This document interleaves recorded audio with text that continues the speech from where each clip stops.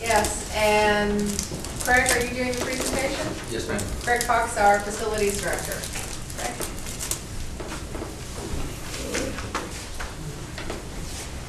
Good afternoon, all commissioners. Just want to give you all a quick update on where we are with the programming and the design of the Human Services Building. As you all know, we are pushing forward and as fast and hard as we can with this building. Matter of fact, tomorrow night we did a similar presentation to the City Council, and Wednesday we have the Technical Review Committee, which is the first step of the rezoning process of the property with the city. So as everybody's well aware, this is the subject property. It's approximately 31 acres, and it's right there at 601 and Concord Avenue. Here's a brief agenda, and we'll go through the schedule starting with today. Actually starting with 30th. We had the neighborhood meeting last Thursday, had approximately 20 residents, joining property owners, whatnot, one gentleman from the Farm Credit, and went pretty well. Mostly concerns about traffic was the major concern that came out of that. We assured them that we would do whatever the traffic impact analysis that's required by the DOT will require us to do. We'll light the intersection if that's what DOT says to do, and if they say they don't want to light there, we can't put one there arbitrarily. Of course, there'll be turn lanes on both Concord Avenue and Skyway, or at least as anticipated as such. We're actually hoping to put this out to bid in August of this coming year. Mr. Fox, go back to that other side. You got planning board on December 30th. Is that Union County or Monroe? No, that's Monroe. Okay. All of these are the technical review, the land development, planning, city council, all of that is with the city of Monroe. The land development and planning board meetings were a little ambiguous to us until we met with the city of Monroe to understand it's just really a procedural thing, but they do very similar. They do very similar reviews. It's just the planning board review is much more detailed, so we have to have all more information into that point. And Craig, if I might, Ed and I did go over and meet with the new city manager on Friday, just to wanted to make sure that he was aware of this project, that he was aware his council had requested us to come over and make a presentation to them tomorrow evening, so we have made that contact as well. Moving to site planning. Everybody's familiar with the site, our current location. There's some current pictures. You can just barely see the edge of the mule in the one picture there. As far as the site, I'm not going to bore you all with all the details. You're quite familiar with the project. What we have decided to do is increase the buffer greater than the minimal requirement along Concord Avenue, both so that we can landscape it appropriately and in the event that Concord Avenue gets widened in the future. So that'll lead to some of the drawings that we've got showing the buffers that we've allowed for. Here is one of the original site layouts. It's been adjusted a little bit, and we'll get into it, the adjustments that we've made to it since then. The original concept had the customer side of the building facing Skyway, but for all the right reasons, to include the amount of traffic that you'll have with the employees coming in all at one time and exiting all at one time. Skyway was the better access, and it also, from the topography, the building also lays out better in this direction because the health department side, which is on the southern leg there, is actually going to be 2 stories, whereas the DSS side will be 3 stories, and the topography of the land leads itself to the building being laid out in this manner. Okay, this is the more updated, more accurate drawing from the discussions that we've had. This shows a little bit of a bend to one of the legs. It leads better to the building programmatically, better efficiency in the use of the space inside the building. We've also identified down here in the bottom left a proposed driveway should we decide to develop the southern portion of the land later. This portion right here, you have some you have some dense woods and potentially some wetlands issues, so if we were going to do any future development on the southern portion of the property, coming off Concord would still be our better option initially. Craig, is that pond, is it required that that pond stays there, but future, if that was filled in, could that be land to be used? It could. That was at least the initial investigation has revealed that it doesn't fall under any permitting requirement by the Corps of Engineers.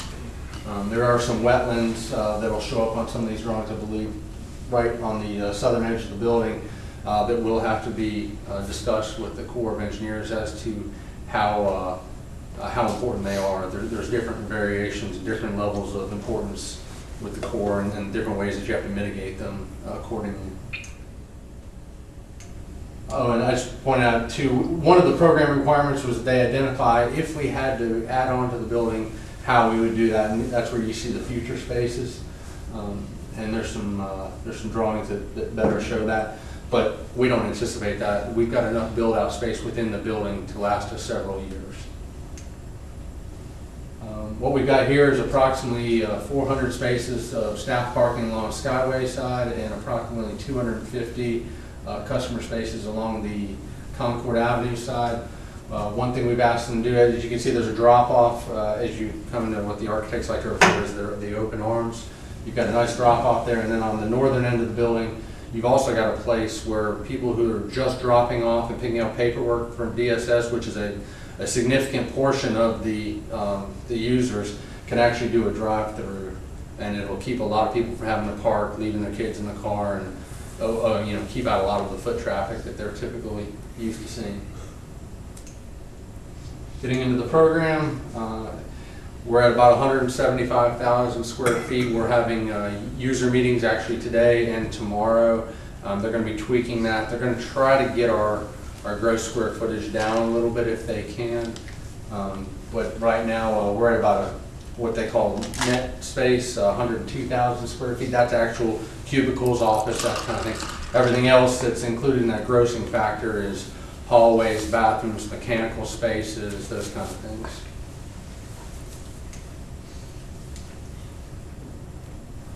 This is just kind of where we went into the blocking and stacking. This has been an ongoing process. It's been through many iterations with the joining of the DSS and the health department into one division now. We've changed this and worked through some of the initial planning, and we think we've got a pretty good refined plan at this point. From a layout standpoint, if you take here and you kind of see where the architects have sort of shown a cut in the building, this is that central shared space that I was talking about, and you can see how it's actually got 3 spaces to it. And I'm not going to go into too much detail because we're actually working through some of the finer points of this in these meetings today and tomorrow. Some of this is subject to change a little bit. All it is really is adjacencies between departments, support staff, and the like. From an overall standpoint, this is kind of what it's going to look like if you can see the pink is the piece on the right. So this is kind of looking, if you had your back to Skyway and could take a slice out of the building, that's more or less what it would look like seeing into the departments. So you got DSS on the right, central support in the middle, and public health on the left. Going through some of the schematic diagrams of the adjacencies, just kind of showing you how the floors are generally going to lay out. Like I said, we're going to find some this week with these meetings that are going on. Just showing how, where you see the blue lines, those are actually how the employees will navigate the building, and the red lines show you where the public will enter and how they'll get around the building.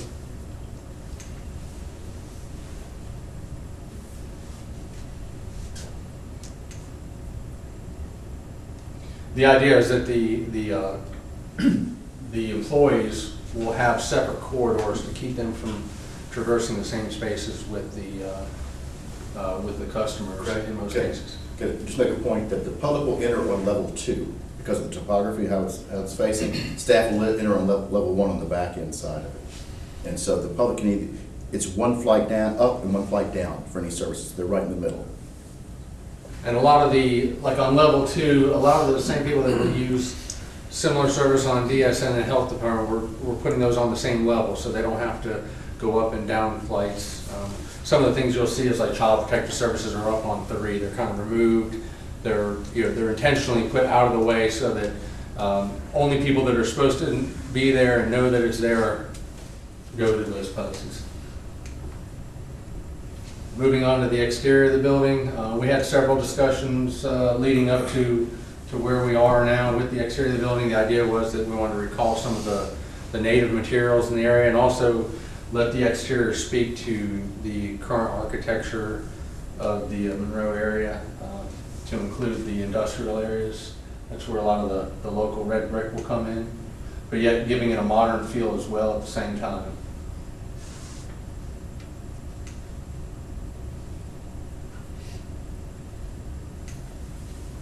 And what this diagram is kind of showing you is where you're going to get the different exterior pieces. The orange is basically primarily a brick facade on it. The light blue line or the thinner blue line is going to be like a glass storefront, and then the heavy glass area, heavy blue lines in the front and the back are what they call a curtain wall. It'll be like a solid glass front to both of those areas, and that's a more expensive exterior. And the reason they've done it this way is just to limit it, but yeah, give it a classy look, but limit the amount of curtain wall that they use at the same time.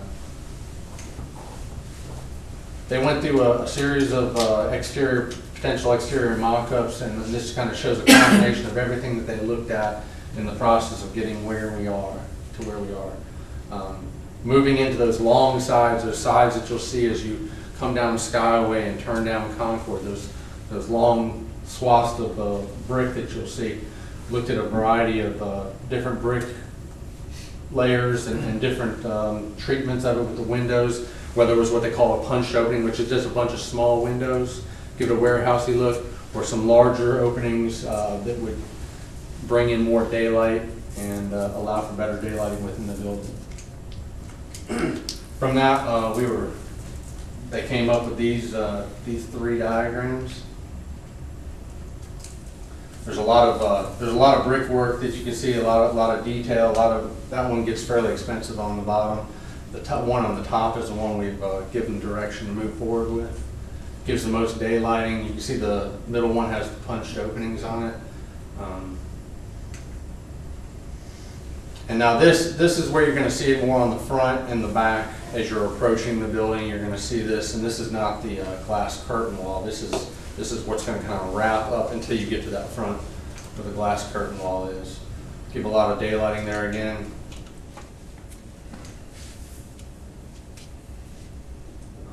This is not a truly accurate depiction because the pond is shown, the stormwater pond is shown at the southern end of the property.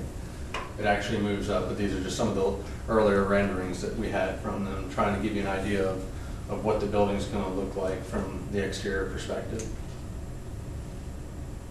And now it's just pretty pictures. But you can see up in the, you see how that curtain wall will be used very conservatively up in the front, but it will give you a nice warm, welcoming feel. You'll be able to look into the building and see what's going on. You'll have a main entrance in the lobby. There'll be wayfinding and people that will greet you and give you direction as to where the different offices are that you're trying to get to. Basically, what you're going to have is five people up there in the front lobby area, where you have right now 3 in DSS and 2 in health. We're combining the 2, and they're going to all be cross-trained. So you're coming in to one department.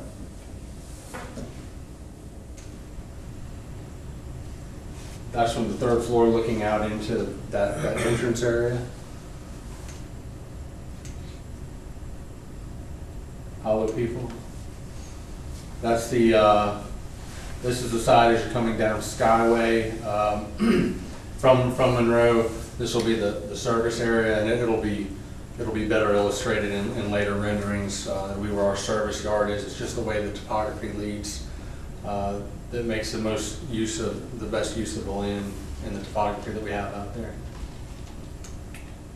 Is that garage doors? Yeah, that's where the mechanical will all be in the. That's the health side. Bottom floor. Mhm. And that's the only part, if you go back to that one. You can see it's basically a two-story building, and only you'll have a third basement floor on just that back end for all your mechanical and equipment storage back there. Yeah, that's the health side of the building, health side. So based on the current survey, we'll stop excavation about there. Nice thing is they've already done a good job of grading the site for us, where most of the parking is going. So. That just shows a little closer up detail. The brickwork will get a little more finessed as they go on. They're just trying to show us what the different options with the window openings would be. This side, being on the southern side, has the window shades on it to limit the amount of light exposure that you get in the building. Now this is the Skyway side. This is the employee entrance. You see we have somewhat of a grand entrance for the employees. They can actually take the stairs. Hopefully they'll take the stairs to get to their offices, although the elevators won't be far away for those people who need them. That was just a quick depiction of what those expansions might look like if we were ever to need to expand out that additional 70,000 square feet. Additionally, you could expand out one side and not the other. You don't have to do both simultaneously. Craig, what about parking? If you take up that parking, is there allocation for other areas that we're keeping that in mind? We would have to expand to the south. We're overbuilding the parking lot a little bit, because right now we have 320 employees there right now. We have 425 slots right now that are being built in, but we're thinking our fleet too. We have some Union County cars also. So there is some cushion in there already. Any further land use of the additional space, we'd have to take that into account to make sure that we don't, bite off our nose to spite our face for future parking for those spaces. Because there are requirements about how far employees should have to be from their building. Yeah, I don't want to plan for expansion of the building, but not have the parking space. We can always put up a deck. No, that's not a good thing. We're out. No. That's my one thing. That was meant as a joke. Yeah. Humor. We'll take it for what it was. Craig is familiar with some of the history. Yeah, I'm probably familiar with too much of the patent avenue history. Actually, been through more emails of my predecessors than I care to count, to be honest with you. One of the nice benefits here, and we're going to have them work on this and take the imaginary trees out of there. But we want to make a nice space out in the back where the employees can actually go out there and use the space and not feel like they have to stay inside to eat their lunches. To your earlier question about the pond, if it works out, we'd like to put a walking trail around and make it more of an amenity initially. If we were not needing the space for other things from the start.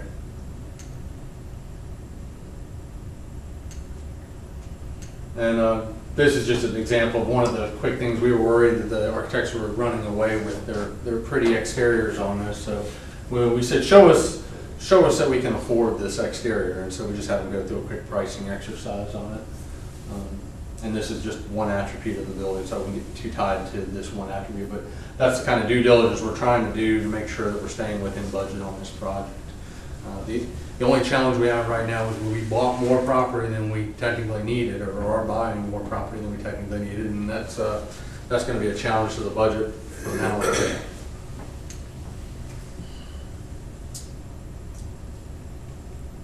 And that's it. Any questions?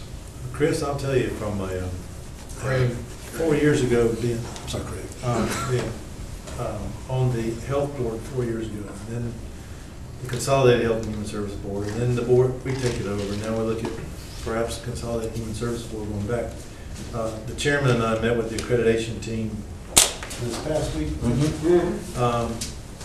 And this came up on 2 different occasions in our 30-minute interview. How impressed they were the fact that we're forward-thinking and looking at the duplication of services, and that was something that was really the driving force to the Consolidated Health and Human Services Board. But then to be able to do this, and to remind the viewers that may watch this program later, all of this is coming from the hospital money. And so it was at the time Chairman Simpson felt passionate, and I don't think he's lost much passion for it, to be honest with you. The fact that the money came from a system that we had created and grew for the betterment of the public. And here we are able to make an investment back to our public that will hopefully, and I'm going to go back for just a moment, and I joke around a lot with Richard, but one thing he said during his interview that I was privy to that stuck with me, in fact it came out this past week in the accreditation, was people don't choose to need the services of Health and Human Services. Life puts them in that situation for whatever reason. And we can feel good about giving services away, and all we've done at the end of the day is given services away. But if we can find the root cause for the reason that someone is needing those services and fix that problem, we break the perpetual cycle of dependency. And not only that, but we change a person's lives for the better. And that, I don't want to put words in your mouth, Richard, but that's what impressed me about Richard. And then to see that we are forward-thinking enough to put this kind of an investment, pay cash for an asset that will benefit Union County far beyond any of our years.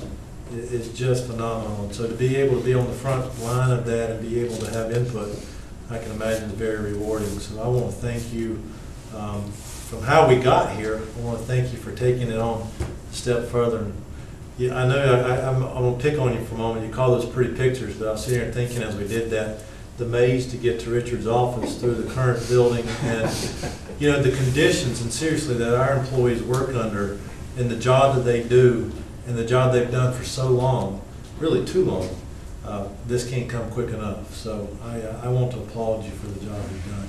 I appreciate it. Look forward to seeing it come to fruition. And I also think this is a beautiful gateway for Monroe It does. for development and redevelopment of that area. Absolutely. Now, just if you'll let me add one piece to that, something that I've learned over the last 4 years, I've been very fortunate, at least for me and my immediate family, to not require the services in my 36 years. But I've realized and learned that at any point in time, any one of us could need the services that it provides. So it doesn't care, it doesn't matter age, any characteristic, anybody can use that service or need that service at any given time. And like the commissioner said, through Mr. Maidens, is that we hope to identify the problem and let it be a temporary solution. But you know, we've got a nice facility or have a nice facility to provide that service. So it's very positive. Looking forward to it. It's a good project, and you know, when Ed selected me a little over a year ago, I mean, he told me right up front this was right on the top of everybody's agenda, and I mean, it's always nice to get in on a project from the ground floor. My biggest concern personally was acquisition of the property, and it looked like it was floundering, but it kind of wrapped itself up pretty quickly, and everybody involved that had a piece in that did a good job, and it's about as fast as a property acquisition I've seen under government structures as you could possibly hope for. So we've had a lot of blessings along the way that have gotten us to where we're at. So I truly just feel like a cog in the wheel and just try to keep the team moving. And I've tried my hardest not Craig to is a get too many big architect one of those wheels turn. Yeah. You're going to try it out, right? All right, well, thank you very much. And I'll move- One thing, and I'm sorry, I don't mean to hold you, but one comment, one of the most concerned citizens in the meeting the other day was, he said, well, see, you've already got drawings. This thing's been done for 2 years. Why are we just getting brought in on this? And I explained to him, I said, no, sir. I said, honestly, that building on the size of the site that we were looking at would have worked on any of the sites. So the building was not so much specific to this site, but that's the kind of reaction that you all are used to getting from people. And you see those pictures and they look so finished, but fortunately the architect was there and he jumped in and he says, there's nothing inside that building. It's just a stage. All right. Thank you for your time. Thank you. Hold on.